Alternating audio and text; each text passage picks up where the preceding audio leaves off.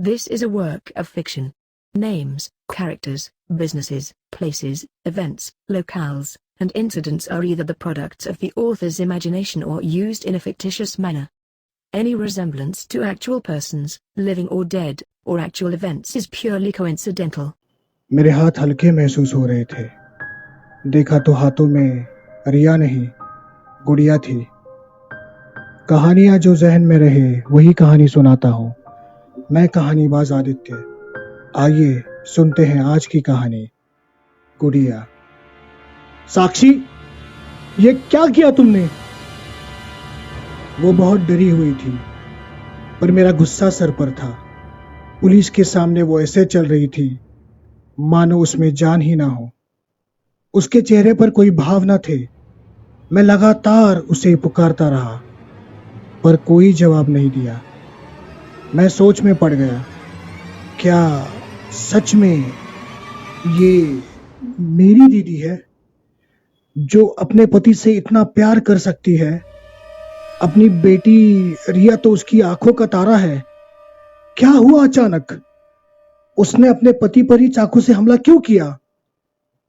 आज का दिन कभी मेरी जिंदगी में आएगा, ये सोचा नहीं था।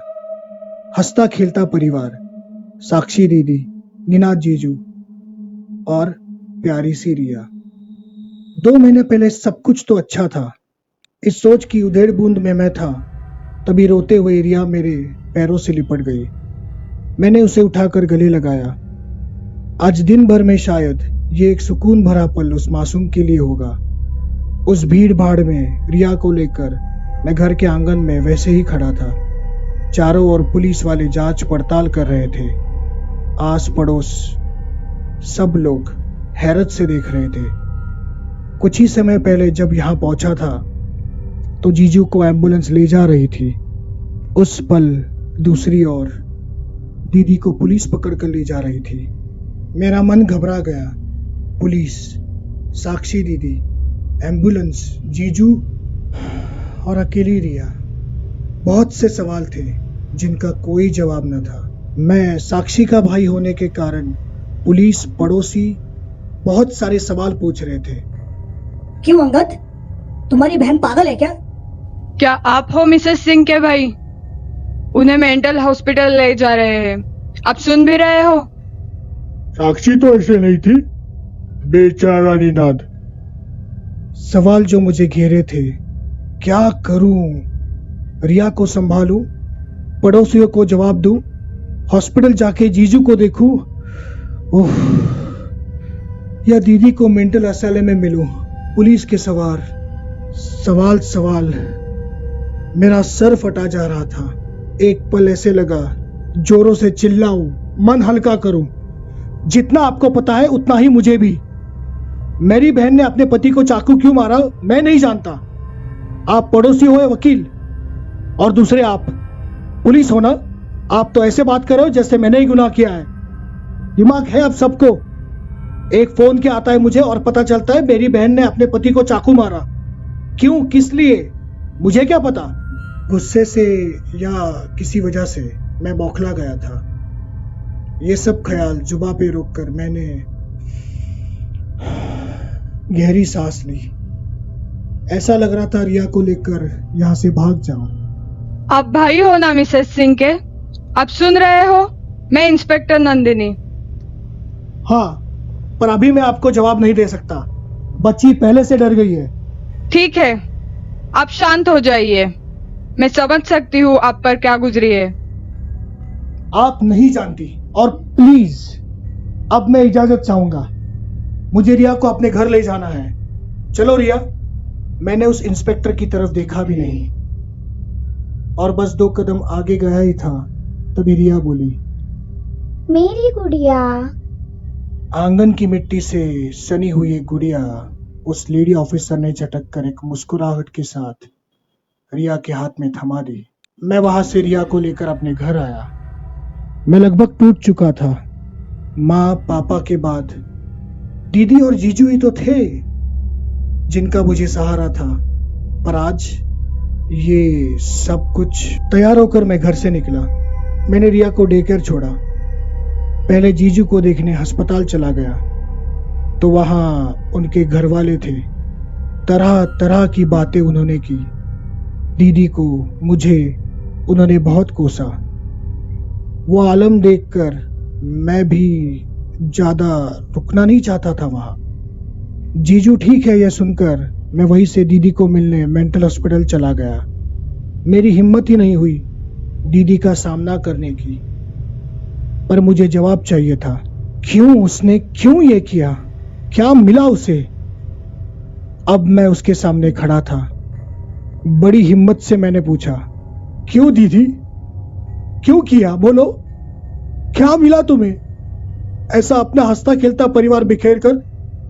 नन्ही परी प्यारी बेटी गा रही होगी। वो एक टक दीवार को घूरे कुछ बुदबुदा रही थी। दीदी मुझे बताओ प्लीज, ये क्या बुदबुदा रही हो आप? मुझे पता है आप पागल नहीं हो। वो सुन बैठी थी, मानो मेरे होने का उसे कोई फर्क ही नहीं पड़ रहा था।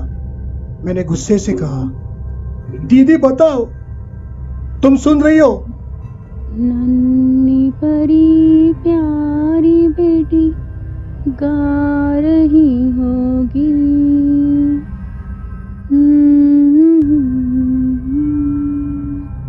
दीदी, जीजू को मारने से पहले रिया के बारे में सोचा था क्या? नहीं।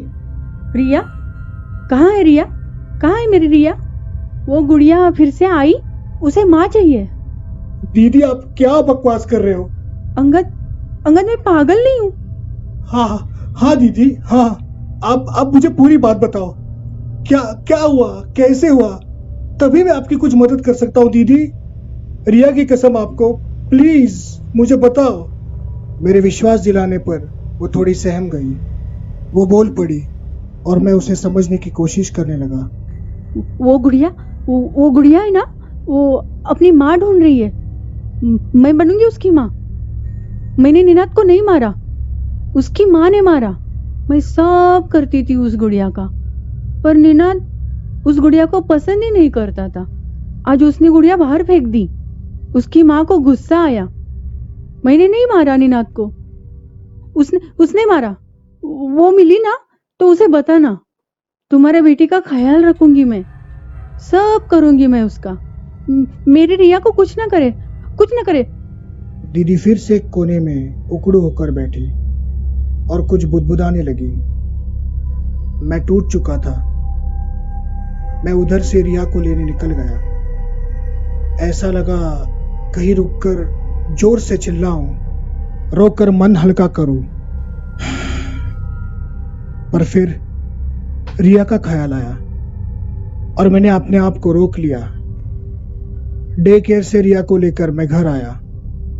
उस मासूम को कहां पता था उसके माँ पापा पर क्या बीती है। वो उसी गुड़िया के साथ खेल रही थी। रिया को खाना खिलाते वक्त मैंने पूछा, ये गुड़िया कहाँ से मिली बच्चा? हमारे आंगन में मेरी सबसे अच्छी फ्रेंड है। अच्छा ठीक है, अब खाना खाने के बाद कोई मस्ती नहीं, चुपचाप सो जाना। रिया को बेडरूम में सुलाकर मैं वो गुड़िया हाथ में लिए बाहर हॉल में बैठा था। क्या है ये? दीदी क्यों इतना डरती है इससे? पता नहीं। और मैंने गुस्से से वो गुड़िया सामने सोफे पर फेंक दी। तभी अचानक सोफे के पीछे शीशे में एक औरत का अक्स दिखा। वो गुस्से से मुझे देख रही थी। वो आईने से झट से बाहर आई और गुड़िया के पास बैठ गई। प्यार से उसे उठाकर बोली,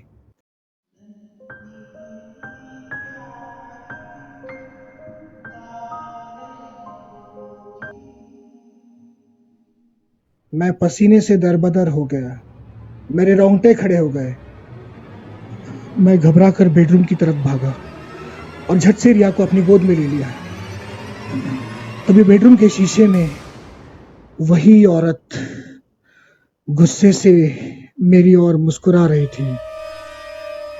पता नहीं, मेरे हाथ हल्के महसूस हो रहे थे देखा तो हाथों में रिया नहीं, वो गुड़िया थी। और पास बिस्तर पर रिया नींद से उठकर बैठी थी। रिया की तरफ देखा तो वो खुश होकर बोली, मेरी गुड़िया। मामा, क्या हुआ? इसकी माँ आई थी। ये लोरी के बिना नहीं सोती। नन्ही परी प्यारी बेटी गा रही होगी। अब वो गुड़िया रिया के पास थी और वो उसे लोरी सुनाकर सुला रही थी। मैंने घबराते हुए शीशे में देखा तो वो औरत मुस्कुरा रही थी। कैसे तैसे वो रात गुजरी, पर मुझे पता चल गया कि सब की वजह क्या है और अब मुझे ही यह सब ठीक करना था। दिन महीने गुजर गए। अच्छे ट्रीटमेंट की वजह से दीदी ठीक हो गई। इस बीच जीजू भी काफी संभल गए। मेरी लाख मिन्नतों के बाद उन्होंने अपना गुस्सा थूक कर दीदी और रिया को अपनाना चाहा। और आज वो दिन था। वो पूरा परिवार बहुत मुश्किलों के बाद एक हो रहा था। आज दीदी मेंटल हॉस्पिटल से अपने घर आने वाली थी। मैंने रिया को तैयार किया। बहुत दिन बाद वो अपने माता पिता से मिलने वाली थी। रिया बेटा, माँ पापा से मिलना है? हाँ, आज मिलेंगे वो मुझे? हाँ बेटा, आज मैं आपको उनसे मिलवाऊंगा। पर मुझे क्या मिलेगा? तुम्हारी गुड़िया दोगी मुझे? आप तय करो, आपको कौन चाहिए, गुड़िया या मम्मी पापा? मुझे मम्मी पापा चाहिए। मुझे बेहद ही खुशी हुई। आज रिया ने मुझे वो गुड़िया दे दी। ये पहला दिन था।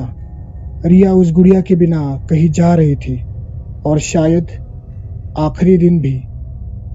हम दीदी के घर पहुंचे। रिया को देख जीजू का गुस्सा पानी बनकर आंखों में बहने लगा। उन्होंने रिया को गोद में लेकर चूम लिया। मेरी भी आंखें भर आई। तभी दीदी वहां पहुंची। तीनों को एक साथ देख मेरी खुशी का ठिकाना नहीं रहा।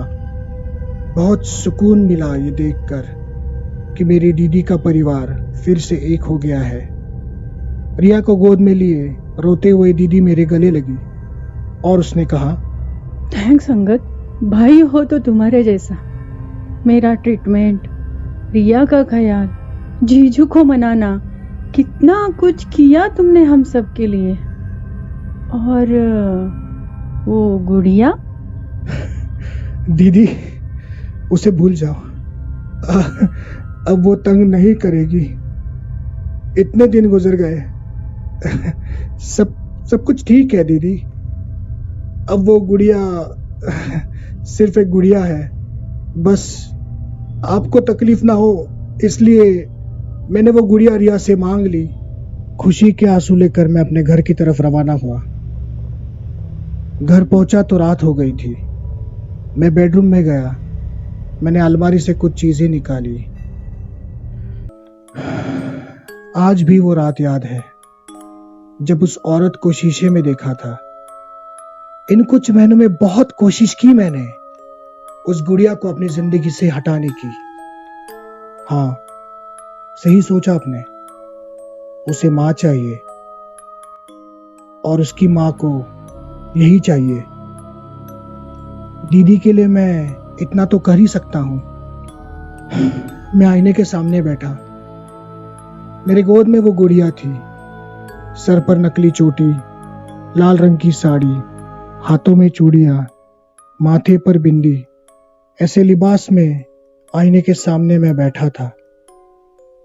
नन्ही परी प्यारी बेटी गा रही होगी। और सामने आईने में गुड़िया की मां मुस्कुरा रही थी। अब यही है मेरी जिंदगी और मैं ही इस गुड़िया की मां हूं। पर क्या आप में से कोई इसकी मां बनना चाहेगा? मैं जवाब का इंतजार करूंगा। नन्ही परी प्यारी बेटी गा रही होगी।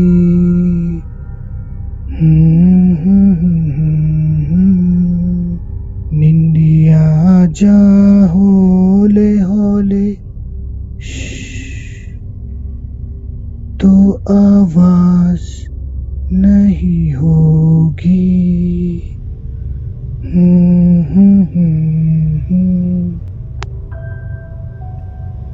दोस्तों, मैं उम्मीद करता हूँ आपको ये कहानी अच्छी लगी हो। इस चैनल को प्लीज सब्सक्राइब कीजिएगा, इस वीडियो को लाइक और शेयर कीजिएगा। मिलते हैं अगली बार। धन्यवाद।